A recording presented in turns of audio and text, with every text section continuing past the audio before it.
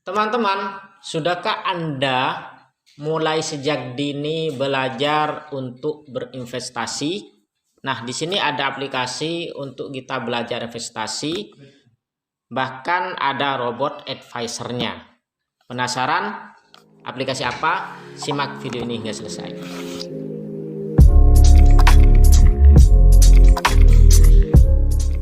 Assalamualaikum warahmatullahi wabarakatuh. Baik sahabatku semua, gimana kabarnya? Semoga pada sehat dan semangat, terutama bagi para kaum milenial yang masih muda-muda ya. Belajarlah untuk berinvestasi.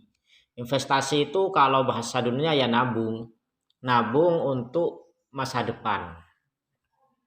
Namun bagaimana sekiranya tabungan itu semakin lama bukan hanya sekedar semakin bertambah ya, namun nilainya juga bertambah. Karena kalau kita hanya nabung nih, misalnya beli celengan kaleng atau celengan atau ditaruh uangnya di dalam bantal atau di mana saja, ditaruh ya 10.000 tiap hari, misalkan 10.000.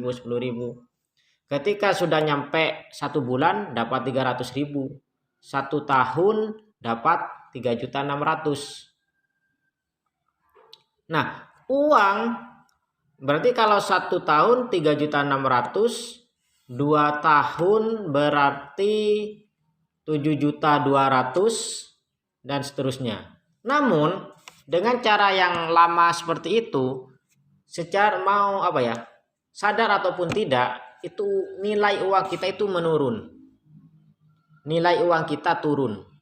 Jadi kalau dulu uang 10.000 itu dapat nasi sudah enak, bisa jadi setahun ke depan atau 2 tahun lagi, apalagi sampai 5 tahun lagi, uang 10.000 sudah tidak bisa dibelikan nasi yang sama. Artinya nilai uangnya itu turun, namanya inflasi. Nah, dari itu jika teman-teman itu mau mulai belajar nabung ataupun investasi, carilah sekiranya bukan hanya bertambah nominalnya, tapi nilainya juga tumbuh. Nilainya juga bertambah. Apa itu? Teman-teman bisa coba di beberapa aplikasi yang sering sudah saya bahas ya. Contohnya seperti aplikasi Rise. Aplikasi yang sudah resmi ya, Rise, aplikasi Ajaib, kemudian aplikasi Bibit. Dan ini ada satu lagi namanya aplikasi Bareksa. Nah, sekarang yang ingin saya bahas teman-teman tentang fitur terbaru, yaitu robot advisor yang ada di aplikasi Bareksa. Nah teman-teman, kalau sudah daftar Bareksa, di sini bisa lihat ada robot advisor. Kita coba klik ya. Nah untuk saya seorang pria visioner dengan latar belakang pendidikan terakhir. Jadi di sini kita harus isi dulu ya, pendidikan terakhir. Kita isi dulu. Oke, kita isi. Jadi di sini kita tinggal pilih ya, apakah SD, SMP, SMA, S1, S2, S3 dan selanjutnya. Tinggal dipilih. Misalkan sih S1 misalnya, diploma. Kemudian klik lanjut. Berikutnya, saat ini penghasilan per bulan saya itu berapa? Nah, kita tinggal pilih. Kurang dari 3 juta atau 3 juta sampai 10 juta atau 10 juta sampai 20 juta atau 20 juta ke atas. Terserah, kalau memang masih di bawah 3 juta ya pilih di bawah 3 juta. Kalau di atas 3 juta sampai 10 juta ya pilih yang 3 sampai 10 juta. Seperti itu. Oke, saya akan pilih salah satunya. Misal sih 10 juta sampai 20 juta ya. Amin. Mudah-mudahan teman-teman semua bisa dapat penghasilan 10 bahkan lebih. Kemudian dana saya sudah memiliki dana darurat sebesar. Nah, ini dana daruratnya berapa?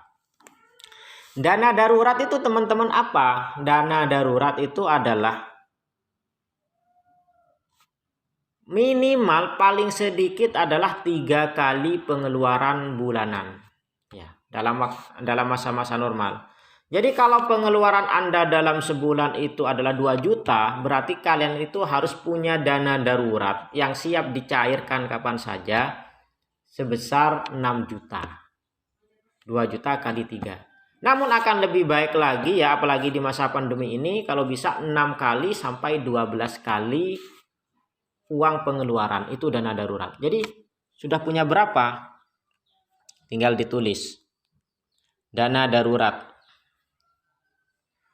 1 bulan biaya hidup, artinya di sini kalian itu sudah punya simpanan. Seandainya kalian itu dalam 1 bulan tidak kerja, alias di PHK, belum dapat kerja, itu masih bisa hidup karena masih ada uang. Atau 1 sampai 6 bulan, atau 6 bulan biaya hidup.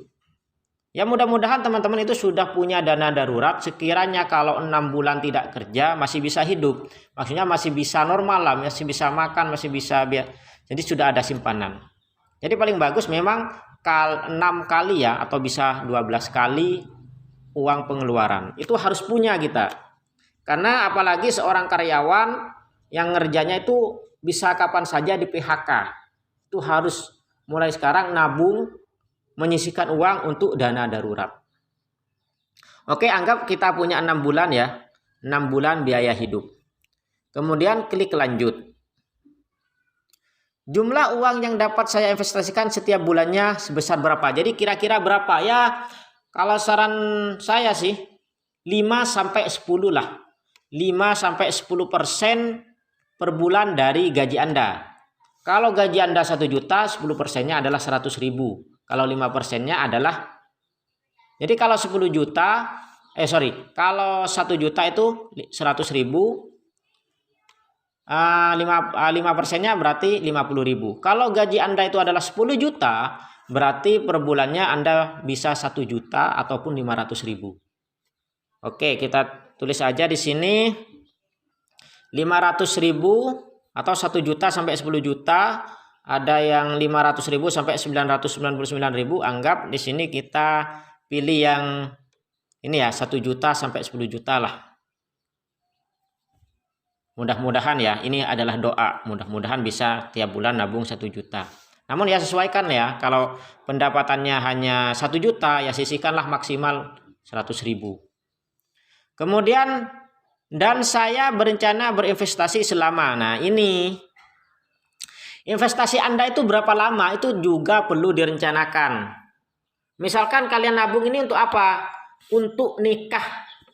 Kalian nikahnya berapa bulan, berapa tahun? Misalnya saya akan targetkan nikah 3 tahun lagi, atau 5 tahun lagi saya akan nikah. Umur saya sekarang masih 18 tahun misalkan.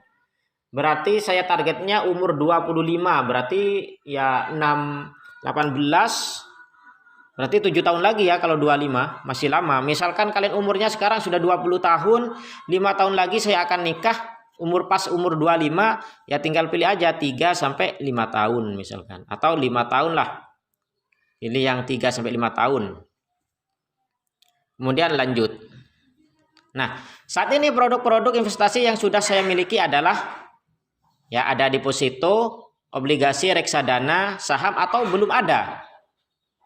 Jika Anda memang belum ada, ya pilih belum ada. Karena di sini saya sudah punya reksadana, ada ya sedikit.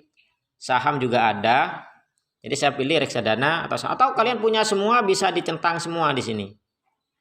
Atau yang belum, ya tulis saja belum. Nah seperti itu. Oke. Kemudian klik lanjut. Saat membuat keputusan investasi yang paling penting bagi saya adalah faktor, nah ini lihat, menghindari kerugian, mengimbangkan antara risiko kerugian dan potensi keuntungan, memaksimalkan keuntungan. Nah, semakin kalian itu pilihnya kalau menghindari kerugian, itu berarti Anda tidak akan mengalami rugi. Namun kalau menyeimbangkan antara risiko kerugian dan potensi keuntungan, itu ada di tengah-tengah ya. Namun yang paling berisiko kalau kalian memaksimalkan keuntungan, ini bisa untungnya besar, namun juga kalau lagi turun ya rugi. Namun kalau investasi dalam jangka waktu lama biasanya sih akan naik seperti itu. Oke, di sini saya akan pilih yang tengah. Tengah ini biasanya moderat. Jika diharuskan memilih di antara 2 investasi berikut, saya akan memilih. Oke. pasti mendapatkan Rp 1 juta. Kemungkinan 50% mendapatkan Rp 5 juta. Oke, jadi apa yang mau, yang pasti 1 juta atau yang mungkin 50%, 50 juta, kita pilih yang ini aja wis. Yang 50%. Klik lanjut. Saya akan mulai cemas jika dalam 1 tahun investasi saya mengalami kerugian sebesar. Dalam 1 tahun akan cemas kalau mengalami kerugian sebesar. Anggap ini ya, paling besar 25%. Jika 6 bulan setelah pendapatan investasi portofolio saya mengalami kerugian 20%, saya akan tarik semua, tahan dulu, investasi lagi. Cuma 6 bulan kan, targetnya itu kan 5 tahun ya, investasi lagi lah. Oke teman-teman, lanjut ya. Berikutnya tinggal klik lihat profil risiko. Kita tunggu. Nah, ini dia investor strategis. Risiko 4:5. Lihat rekomendasi portofolio. Nah, inilah rekomendasinya. Oke. Selanjutnya tinggal mulai investasi, teman-teman. Oke, jadi mulai investasi dan lanjutkan. Namun tetap ya, saran saya bagi yang muslim terutama untuk memilih yang syariah. Oke, jadi kalau mau pilih yang syariah, teman-teman bisa di portofolio nanti itu bisa mengatur ya. Sebentar, ini di produk bisa filter dan atur yang produk syariah seperti ini. Tampilkan, nah seperti itu. Oke teman-teman, itu aja sih tutorial kali ini, mudah-mudahan bermanfaat. Thanks for watching, don't forget to subscribe and like. Wassalamualaikum warahmatullahi wabarakatuh. Salam sukses dan semangat.